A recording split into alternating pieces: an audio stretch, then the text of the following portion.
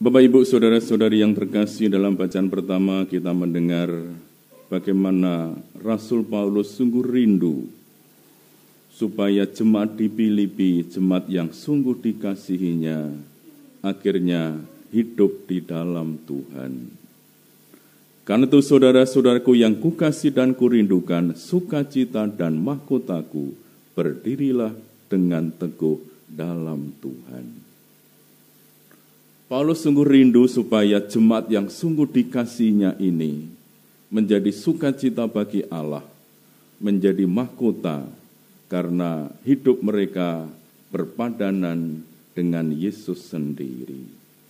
Tidak seperti kebanyakan orang yang melihat bahwa Tuhan mereka ialah perut, kemuliaan mereka ialah hal aib, sedangkan pikiran mereka semata-mata tertuju ke perkara-perkara duniawi. Paulus mengingatkan bahwa umatnya memang senantiasa berada dalam dunia, namun disadarkan bahwa kita semua adalah milik Allah, warga kerajaan Allah, dan Bapa di surga sungguh menantikan supaya anak-anaknya, setiap orang yang diciptakan karena cinta, akhirnya memandang Allah sebagai Bapanya. Ini tidak gampang karena memang godaan-godaan dunia itu begitu nyata. Manusia gampang terseret oleh arus dunia ini. Manusia senantiasa sibuk dan mata hatinya tertuju pada perkara-perkara duniawi. Maka Paulus mengingatkan supaya kita semua sungguh-sungguh terus berdiri teguh dalam Tuhan.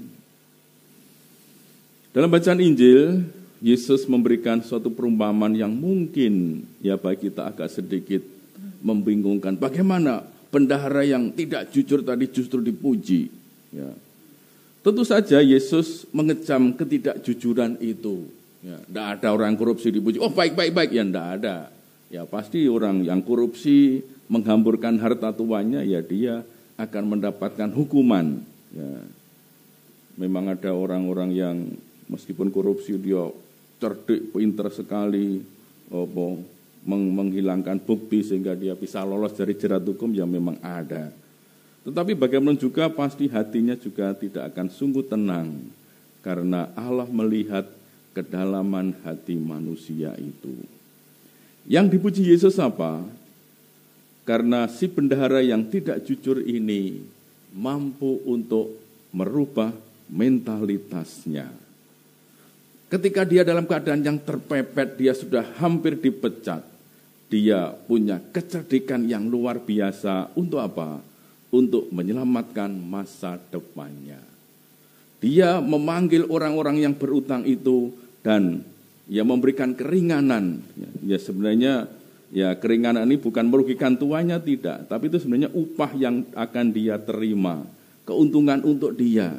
Itu dia lepaskan supaya dia bisa membangun relasi yang baik, sehingga ketika dipecat nanti ada orang yang menampung di rumahnya. Ini menurut Yesus adalah cara yang cerdik. Cara cerdik untuk menyelamatkan masa depan, sehingga masa depannya nanti masih bisa ada orang yang menolong dia. Dan Yesus mengingatkan, sebab anak-anak dunia ini lebih cerdik terhadap sesamanya daripada anak-anak terang. Memang orang-orang dunia itu cerdik. Ya. Kalau misalnya saudara diberi modal 1 miliar, wah bisa ubet macam-macam.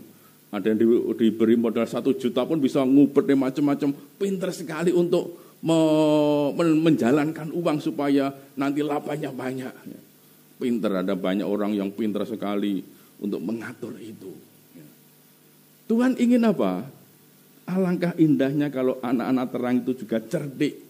Bisa sungguh-sungguh memikirkan soal masa nanti. Ya, dengan baik, cerdik. Ya, sebab ya nanti suatu saat nanti kita akan juga seperti benar tadi dipecat dari dunia ini. Kita nanti juga akan dipecat dari dunia ini. Kita tidak selamanya di dunia. Ini hanya tempat sementara saja. Kita nanti akan kembali ke tempat yang sesungguhnya, ke rumah Bapa. Nah, segala sesuatu yang ada di dunia ini termasuk harta benda, macam-macam kesempatan, fasilitas adalah sesuatu yang diberikan untuk apa? Untuk membantu kita menyelamatkan hidup nanti. Segala sesuatu itu hanya berguna ketika kita di dunia ini. Ya, memang itu bisa jadi kalau orang tidak menggunakan dengan baik, bisa menjebak dan menjerat orang. Orang pikirannya hanya pada perkara-perkara duniawi.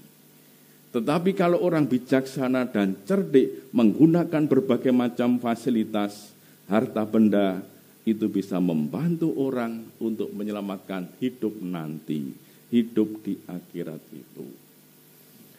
Para saudara, kalau akhir-akhir ini juga banyak gerakan-gerakan yang sungguh mengajak kita untuk memikirkan hidup nanti.